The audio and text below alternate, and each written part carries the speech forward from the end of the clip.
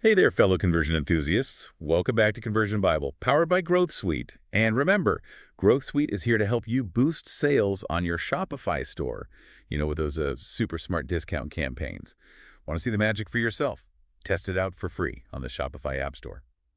Now, for today's deep dive, we're cracking open Mohammed Tufekhapan's article, The Anatomy of a Perfect Shopify Product Page. You sent this in, so it's clearly on your mind, and we're going to extract the juicy bits so you can create product pages that convert like crazy. I love that analogy, cracking it open. And trust me, there's a lot to unpack here. This isn't just about making a pretty page. It's about understanding the psychology behind why people click that add to cart button. Okay, so let's start with the basics. We all know product pages are important, but just how important? Give us those mind-blowing stats. Well, Mohammed's article cites a study that found a well-optimized product page can increase conversions by up to 35%. That's a potential game changer for your bottom line. 35%. Now, that's a number I can get behind. But honestly, sometimes I think we get so caught up in the bells and whistles that we forget the core purpose of a product page. Exactly. It's easy to get distracted by fancy design trends, but at its heart, your product page is your digital salesperson. It's working 24/7 to convince visitors that your product is the solution to their needs or desires. Think of it as guiding your customer on a journey from the moment they land on the page full of questions to that satisfying click of buy now. So it's all about leading them through that decision-making process. Precisely. We need to move them from awareness, hey, I have a problem, to interest, ooh, this product looks interesting, then to consideration, this might actually solve my problem, and finally to the big decision, yes, I need this in my life. Okay, that makes a lot of sense. And since we're talking about convincing and persuading, Mohammed highlights the fact that a whopping 87% of shoppers say product content is super important in their decision-making process. Which is why it's shocking that 30% of potential customers will abandon a purchase if they find the product description lacking.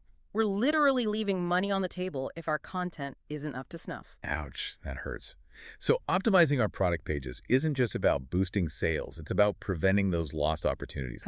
Plus, let's not forget about the impact on things like returns. Absolutely. Clear, compelling information leads to more informed purchases, which means fewer people going, wait, this isn't what I expected, and hitting that return button. And of course, there's the SEO factor, making those pages easy for search engines to understand and rank. Okay, so we've established why product pages are so crucial. Now let's get into the nitty-gritty of what makes a high-converting one. Mohammed breaks it down into several key elements, starting with product information. It's like building a house, you need a solid foundation. And in this case, that foundation is all about showcasing your product in the best possible light. So let's talk about the first impression, that all-important product title. What makes a title truly stand out and grab attention? It's got to be clear, concise, and SEO-friendly all at the same time. It's like threading a needle. You want to make sure your titles are actually searchable, using keywords that real people are typing into Google. So instead of just saying blue shirt, we should be more specific. Exactly. Think about the details that matter to your customers. Instead of blue shirt, try men's cotton Oxford button-down shirt, navy blue. See how much more information that gives. Plus, it includes keywords that people are actually searching for. Way more specific and descriptive. I can already hear those search engines humming with approval. Yeah. Now let's move on to the eye candy, images. Because, let's be real, visuals sell. Absolutely. High-quality images are non-negotiable in today's e-commerce landscape. We want to showcase that product from every angle, offering zoom functionality so people can practically feel the texture through the screen. And don't forget about lifestyle shots. Those really help people envision themselves using the product in their own lives. Those are key. But honestly, why stop at static images? Mohammed suggests incorporating videos and 360-degree views whenever possible. Ooh, that's a good point. Video is so powerful. I mean, the stats speak for themselves. Products with videos can increase purchases by a whopping 144%. It's true. And think about it. You can demonstrate the product in use, offer close-ups of those intricate details, even show size comparisons with everyday objects to give people a better sense of scale. Or even tutorials. Like if you're selling a kitchen gadget, show people how to use it to whip up a delicious recipe. Exactly. The possibilities are endless with video. But let's not forget about the written word. We've got gorgeous photos and videos, but what about that all-important product description? Okay, so tell us, what makes a product description truly sing? Because it's more than just listing a bunch of features, right? Right. You need to find that sweet spot between the features and benefits. Tell people what the product is, but also paint a picture of how it will improve their lives. It's like storytelling almost. Help people imagine themselves owning and using the product and how it will make them feel. Exactly. And remember, people are busy. They're not reading every word on your page, so make it easy for them to scan and digest the information. Bullet points, short paragraphs, subheadings, all the good stuff. Precisely. And don't be afraid to get creative with your formatting. Use visuals like icons, bold text, and white space to break up those walls of text. And of course, we've got to sprinkle in those keywords naturally for our SEO friends. Right.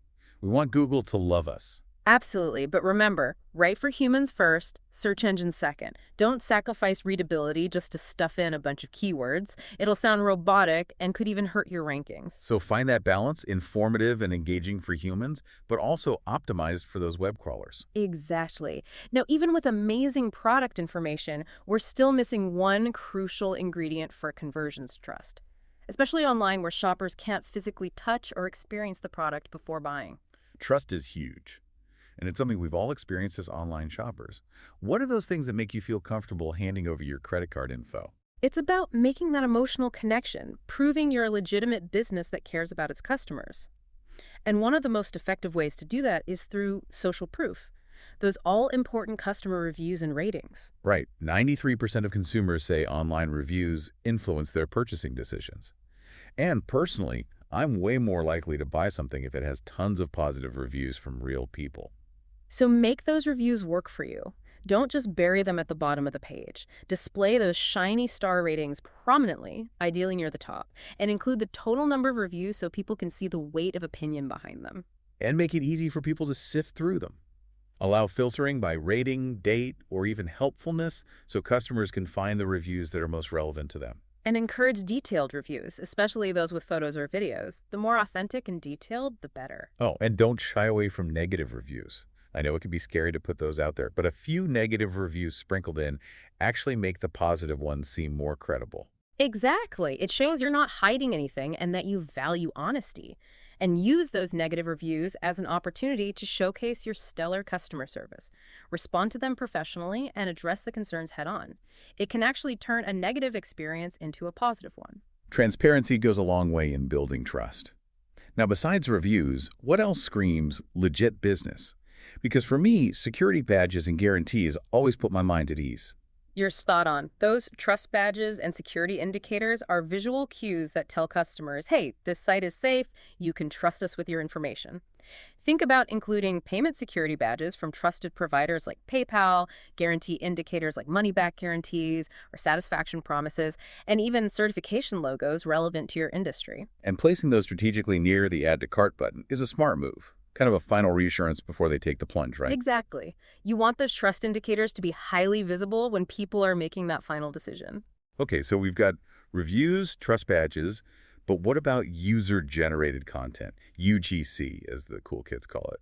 It's all the rage these days. UGC is marketing gold. It's basically social proof on steroids. Nothing is as persuasive as seeing real people using and loving your products. It just feels so much more authentic than a brand-created ad. For sure. It's like having a built-in army of brand ambassadors spreading the love. Exactly.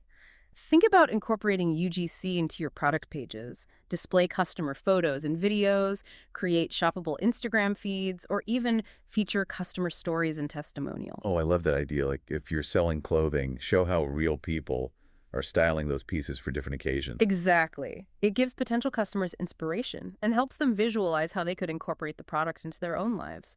You can even encourage customers to share their experiences using a specific hashtag. That's a great way to create a community around your brand. But of course, we always want to be respectful.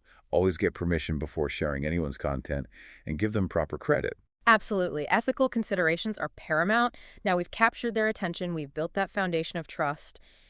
How do we make it ridiculously easy for people to actually buy? Because we've all been there, you get to the checkout, and it's like navigating a maze. Frustrating. Ugh, yes. Nothing kills a sale faster than a complicated checkout process. We want to make it smooth, intuitive, and almost effortless. Exactly. And that's what we call purchase facilitation, removing those barriers and making the buying experience as frictionless as possible. And that starts with clear, compelling call to action buttons. The button should practically scream, "Buy me!" Yes. Use contrasting colors so that button jumps off the page, make it large enough for even the clumsiest thumbs to tap on a mobile device, and use action-oriented text that tells people exactly what will happen when they click. Like add to cart, buy now, or get yours today. Exactly. Those are all great examples. And don't be afraid to test those buttons. What works for one audience might not work for another. Maybe a different color or wording will make all the difference. A/B testing is our friend. I love that we can use data to make informed decisions rather than just guessing. Now, another important aspect of purchase facilitation is how we present product variations. Right. If you have different sizes, colors, or styles, make sure it's crystal clear what's available and how to select those options. We don't want people getting confused or frustrated at checkout. Exactly. Use visual selectors, like color swatches, instead of just plain text. It makes the experience more intuitive and engaging. Oh, and clearly show the availability for each variation. Is it in stock, low stock, or sold out? That can be a major decision factor for some people. For sure. And if someone selects a different size or color, make sure the product image updates to reflect their choice. We want them to be able to visualize themselves with that exact product. Okay, so we've tackled visuals. Now let's talk numbers pricing, because that's obviously a big factor in any purchase decision. Absolutely. And pricing psychology is a fascinating field. Transparency is key, but there are also some subtle ways to influence how people perceive the value of your product. Ooh, give us some examples. I'm all about those psychological nudges. Well, showing original prices alongside discounted prices is a classic trick. It highlights the savings and makes people feel like they're getting a great deal. Oh, I fall for that every time. Look how much money I'm saving. You can also consider tiered pricing for bulk purchases, like buy one, get one 50% off, or free shipping on orders over $50. Those are always tempting. And don't underestimate the power of those classic psychological pricing tactics, like ending prices in 0.99 or 0.95. They just feel more appealing somehow. They really do. But remember, transparency is key. Always be upfront about any additional costs like shipping or taxes. No one likes those surprise charges at checkout. Right. Hidden fees are a surefire way to erode trust and send customers running for the hills. Right. Hidden fees are a surefire way to erode trust and send customers running for the hills. Okay, so we've made the buying process smooth and transparent. But how do we create an experience that truly wows customers? One that goes beyond just providing the basic information and makes them feel like they're getting something special. That's where we move from simply conveying information to enhancing the overall product experience. It's about helping customers truly imagine owning and using that product and how it will enrich their lives. Okay, I'm all ears. Tell us how to sprinkle that magic dust. Well, instead of burying key features in paragraphs of text, make them pop. Use icon-based feature lists for visual appeal, create comparison charts to showcase how your product stacks up against the competition, or even highlight those unique selling points with call-out boxes. These visuals are so helpful. I always appreciate it when a site breaks down the information in a way that's easy to digest, especially for those more complex products. Exactly. You can also use expandable sections for detailed specs without overwhelming the customer. It's all about striking that perfect balance of information. And speaking of going above and beyond, what about cross-selling and upselling? I mean, I'm personally always open to adding more to my cart if the recommendations make sense and add value to my purchase. You and me both. Strategic cross-selling and upselling can definitely increase order value and enhance the customer experience, but the key is relevance. The recommendations should feel like helpful suggestions, not pushy sales tactics. So things like frequently bought together bundles with a slight discount complete the look sections, or even just suggesting accessories that enhance the main product. Exactly. And don't forget about those premium alternatives. If someone is browsing a basic model, maybe suggest a higher-end version with additional features. Oh, clever. Now, what about FAQ sections? Because we all have questions before we buy something online, right? FAQ sections are a must-have. They can really remove those last-minute barriers to purchase by anticipating and answering those common customer questions. It's like having a little virtual customer service rep right there on the page. So how do we make those FAQs truly helpful? Organize them by topic, shipping, returns, product care, maybe even sizing if that's relevant to your product. And use those collapsible accordions to save space and make the page less overwhelming. You can even include links to more detailed information if necessary. Great idea. It's all about making the information accessible without creating information overload. And speaking of answering questions, we can't forget about size guides, and product specifications. Absolutely. Detailed specifications help reduce uncertainty and returns. This is especially important for categories like apparel, furniture, or electronics, where size and fit are crucial. I'm a huge fan of visual size guides with clear measurements. They make it so much easier to find the right fit. And for furniture, having those dimension diagrams is key. No one wants to end up with a sofa that doesn't fit through their front door. For those more complex products, you might even consider interactive tools that help customers find the perfect option. Think about those mattress firmness finders or shade matching tools for cosmetics. Those are so cool. They really elevate the online shopping experience. Okay, so our product pages are looking amazing on desktop, but what about mobile? Because let's face it, everyone's shopping on their phones these days. You're absolutely right. Mobile optimization is no longer optional. It's essential. With over 70% of e-commerce traffic coming from mobile devices, we need to make sure those product pages are just as stunning and user-friendly on smaller screens. So it's not just about shrinking down the desktop version. We need to think mobile first when designing our product pages. Exactly. Prioritize a simplified navigation with easy access to search, the cart, and the customer's account. Those buttons need to be large and touch-friendly with plenty of spacing so people aren't accidentally clicking the wrong thing. And that crucial information, the product title, price, key features, needs to be front and center, above the fold. No one wants to scroll endlessly on their phone to find the basic details. And streamline the content. Make it easy to scan with bullet points, short paragraphs, and plenty of white space. And of course, test, test, test. You want to make sure the mobile experience is smooth and intuitive on various devices and screen sizes. All great points. And don't forget about those mobile-specific features, like sticky add-to-cart buttons that follow the user as they scroll. Or swipe-friendly product galleries, mobile payment options like Apple Pay or Google Pay, and even click-to-call support for those who need immediate assistance. Those are all great ways to enhance the mobile experience. And one last tip for mobile. Don't forget to optimize those images and videos for faster loading times. We want those pages to load lightning fast, even on a spotty connection. Speed is key.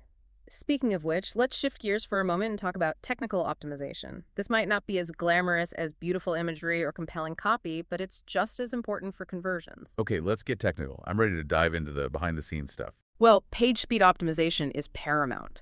Every second counts in the online world. Did you know that 53% of mobile visitors will abandon a page if it takes longer than 3 seconds to load? Wow, that's a lot of lost potential customers. So how do we speed things up? Give us those actionable tips. There are a few key techniques we can use. Compressing and properly sizing your images is a good starting point. Makes sense. Large image files can really slow things down. Right. We can also implement lazy loading for content below the fold. That means images and videos further down the page only load when the user scrolls to that section. Oh, that's clever. It's like a little efficiency hack for your website. Exactly. And then there's minimizing unnecessary code and third-party scripts, which can also bog things down. So it's about streamlining and decluttering, just like we would with a physical space. Precisely. And then there are content delivery networks, or CDNs, which can really boost those loading times, especially if you have a global audience. I've heard of CDNs, but honestly, I'm not entirely sure what they are. Explain it to me like I'm 5. Imagine you're setting up shops in multiple cities around the world, so your products are closer to your customers, and they don't have to travel as far to get them.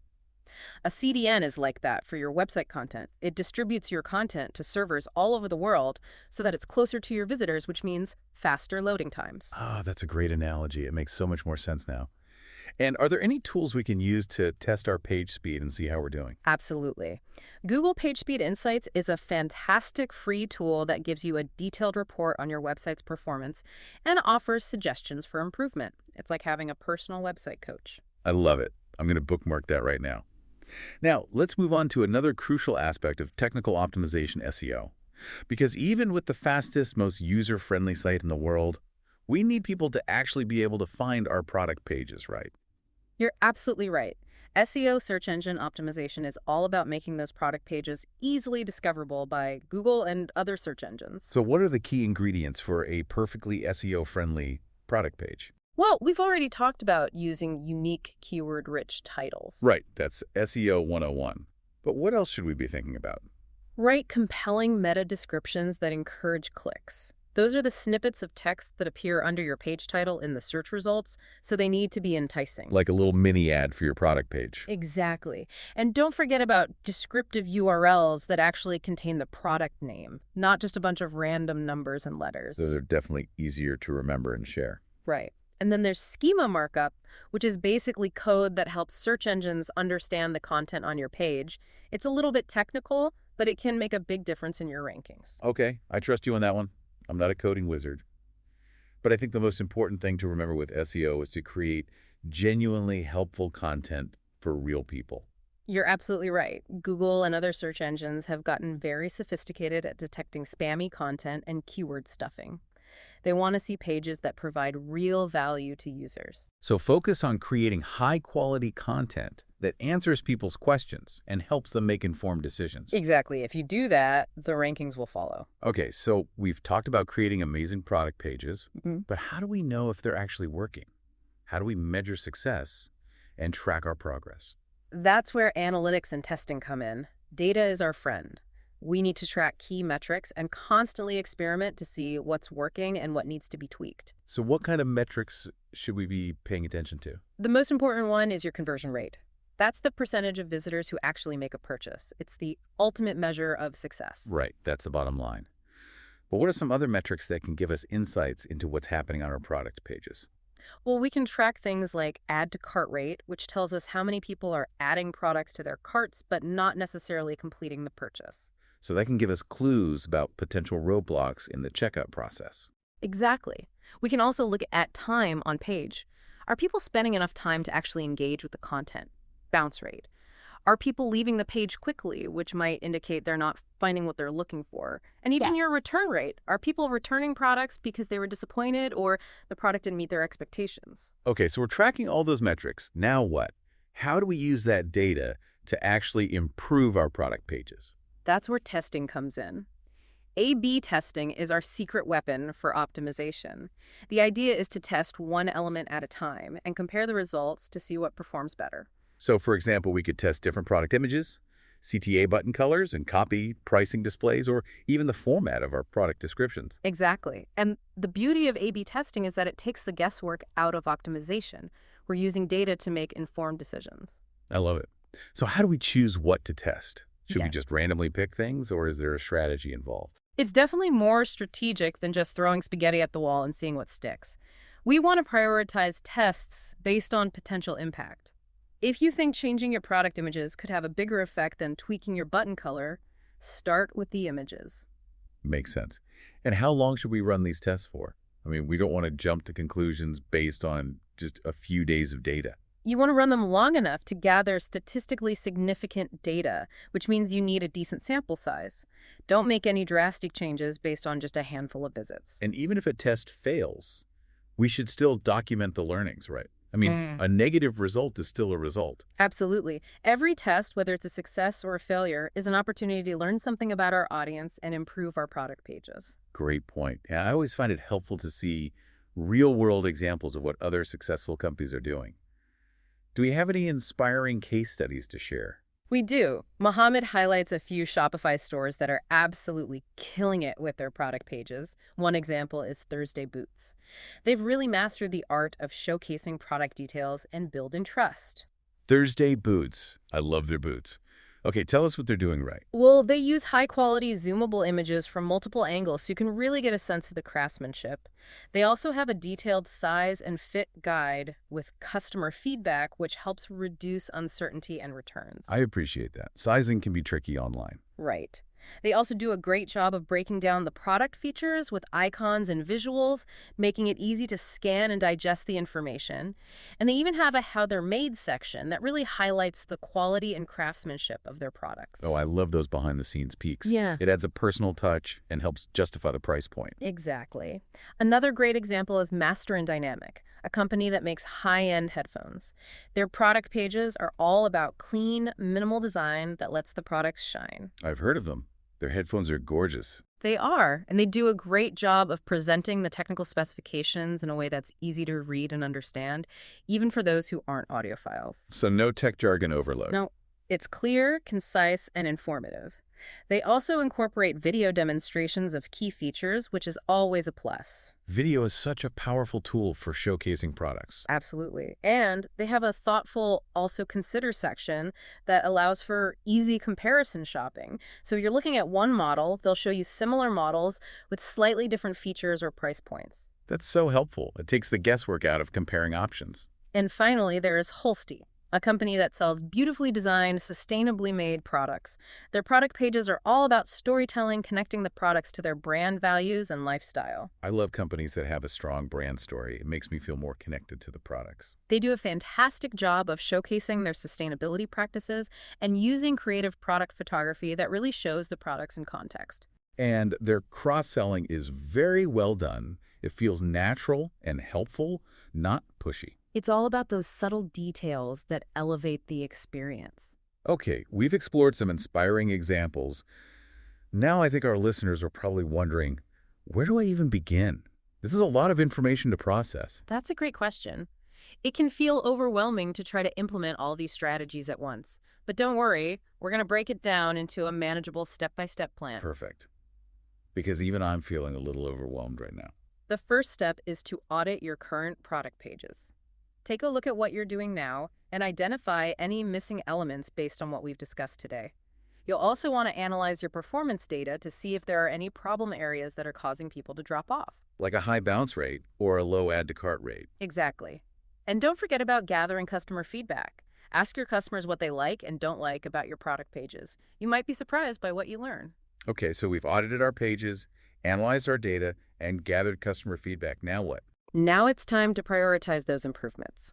Focus on your high-traffic or high-value products first. These are the pages that have the most potential to make a significant impact on your sales. And we want to address those critical conversion barriers right away. Like if your checkout process is overly complicated, that's something you want to fix ASAP. Absolutely. Those quick wins can make a big difference. And once you've identified those priorities, create a realistic timeline for addressing all the issues you've uncovered. So it doesn't have to be an all-or-nothing approach. We can break it down into smaller, more manageable steps. Exactly. Rome wasn't built in a day. Having a plan will help you stay on track and avoid getting overwhelmed. Okay, so we've got our priorities straight and a plan in place. But we're going to need some resources to actually implement these changes, right? Right. I'm thinking things like professional product photography, compelling product descriptions, maybe even some technical help if we're not coding wizards ourselves. You're exactly right. Gather those resources and don't be afraid to outsource some of the work if you need to. Makes sense. Focus on your strengths and bring in experts for those areas where you need extra support. Exactly. Now, when it comes to actually implementing these changes, should we do everything at once or take a more phased approach? That's a good question. I'm leaning towards a phased approach, just so we don't get overwhelmed and can track the impact of each change. I agree.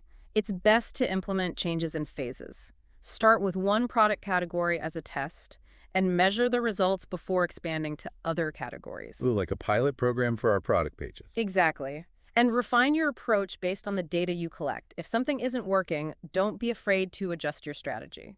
That's the beauty of testing and data. It takes the guesswork out of optimization. Now, once we've implemented all these amazing changes, how do we make sure our product pages stay optimized over time?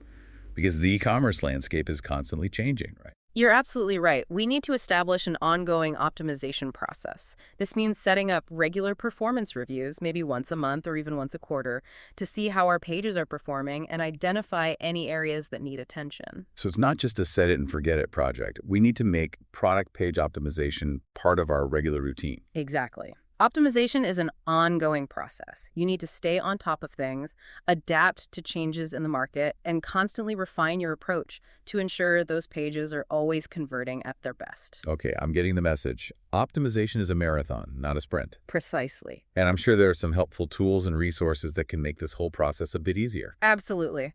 There are tons of fantastic Shopify apps designed to help with various aspects of product page optimization. Like what? Give us the inside scoop. Well, for collecting and displaying customer feedback, there are apps like Looks and Junip. These make it easy for customers to leave reviews, especially photo reviews, which are incredibly impactful. Love those. Visual reviews are so much more compelling than just text. Right. For cross-selling, there's the classic Frequently Bought Together app, which suggests complementary products to customers.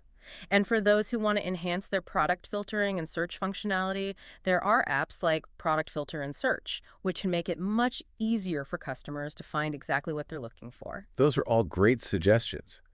And what about tools for testing and analytics? Because we need to be able to track our progress and see what's working. Well, you can't go wrong with Google Analytics. It's a free, powerful tool for tracking website traffic and performance. And for those who want to get a deeper understanding of how people are interacting with their pages, there's Hotjar, which offers heat maps and visitor recordings. Oh, I've heard of Hotjar. It's like being able to see your website through your customer's eyes. Exactly. And then, of course, there's Google Optimize for A/B testing. Our trusty testing companion. Right. And don't forget about Page Speed Insights for checking your page speed and identifying. And don't forget about Page Speed Insights for checking your page speed and identifying. And don't forget about Page Speed Insights for checking your page speed and identifying areas for improvement. So many tools, so little time. Okay, so we've covered a lot of ground here, but I'm curious what's next. What are some of the future trends that will be shaping product page design in the years to come? I'm always fascinated by those glimpses into the future of e-commerce. Ooh, get ready for some serious sci-fi vibes. One of the most exciting developments is augmented reality product visualization. You know, like those virtual try-on tools we see popping up for furniture and makeup. Oh yeah, those are so cool. I tried one for sunglasses recently. It was mind-blowing. But I thought that was mostly for those types of products. Is it really expanding to other categories? It's going to be everywhere. Imagine being able to see how a new piece of art would look on your wall or how a pair of shoes would look with your outfit, all from the comfort of your own home. That would be amazing. It would definitely Yeah. make me feel more confident about buying online. Sometimes it's hard to commit when you can't see how something will actually look in your own space. Exactly. It takes the guesswork out of online shopping. And speaking of personalization, another big trend is AI-driven personalized product pages. Okay, this sounds super futuristic. I'm intrigued. How does that work? Does that mean my product page will look different for yours? It could. These AI algorithms analyze things like your browsing history, past purchases, location, and other data to create a tailored experience just for you. So you might see different product recommendations, different images, or even different copy than someone else visiting the same page. Wow, that's incredible. It's like having a personal stylist or shopper right there in your browser. Yeah. What else is on the horizon? Give me all the e-commerce crystal ball predictions. Well, we touched on this earlier, but interactive product configurators are going to become even more sophisticated and widespread. Oh yeah, those are fun. I love being able to customize products to my exact specifications. But are they really practical for all types of products? I mean, I can see it for things like custom designed shoes or jewelry, but what about more everyday items? They're definitely becoming more versatile and applicable to a wider range of products. We're already seeing them for things like cars, bicycles, and even furniture. Customers can choose different colors, materials, features, and more, seeing the changes in real time as they make their selections. That's so cool. It really makes the online shopping experience more interactive and engaging, Yeah. and it gives customers a sense of control over the final product. Exactly. And speaking of a changing landscape, we can't forget about voice-optimized product content. I know we touched on this earlier, but it's worth emphasizing as voice search continues to grow in popularity. Okay, I'll admit I'm still a bit skeptical about voice search. I mean, I use it occasionally to set timers or play music, but I don't really see myself searching for products that way. Am I just behind the times? You're not alone. A lot of people still think of voice search as a novelty, but the numbers don't lie. More and more people are using voice assistants like Siri, Alexa, and Google Assistant to search for information and products online. So instead of typing in keywords, we're just going to be talking to our devices. Like, hey Google, find me the perfect pair of running shoes. Exactly, which means businesses need to start thinking about how people actually talk about products. What kind of questions do they ask? What words and phrases do they use? So it's not just about traditional keyword research anymore. It's about understanding natural language and how people speak in everyday conversations. That's right. It's a whole new way of thinking about SEO, and it's going to be essential for any e-commerce business that wants to stay ahead of the curve. Well, I'm definitely going to have to brush up on my voice search SEO skills. This is all so fascinating. Thanks for giving us a glimpse into the future of e-commerce. I feel like I've just stepped out of a time machine. My pleasure. It's an exciting time to be in the e-commerce world. Okay, listeners, we've covered a ton of ground in this deep dive. We talked about the essential elements of a high-converting product page, the importance of building trust, the power of user-generated content, the necessity of mobile optimization, the intricacies of technical SEO, and even the exciting trends that are shaping the future of e-commerce. It's been quite a journey. But the key takeaway here is that creating those product pages that convert like crazy is not a one-time project. It's a continuous process. It's about constantly experimenting, analyzing your data, and adapting to changes in the market to find what works best for your audience. And don't forget, it's about putting the customer at the heart of everything you do. Make them feel seen, understood, and valued, and they'll reward you with their loyalty. Well said. And speaking of enhancing the customer experience and boosting those conversions, don't forget about Growth Suite, the Shopify app that's been our companion throughout this deep dive. Growth Suite is like having a whole team of marketing and optimization experts in your corner, helping you every step of the way. And the best part, you can try it out for free on the Shopify App Store. Just head over there and search for Growth Suite. It's the perfect tool to help you implement everything we've talked about today and take your product pages to the next level. And with that, dear listeners, we've reached the end of our deep dive into the world of product page optimization. I hope you found this episode as insightful and inspiring as we did. We'll be back soon with more e-commerce wisdom and strategies to help you grow your business. Until then, happy converting.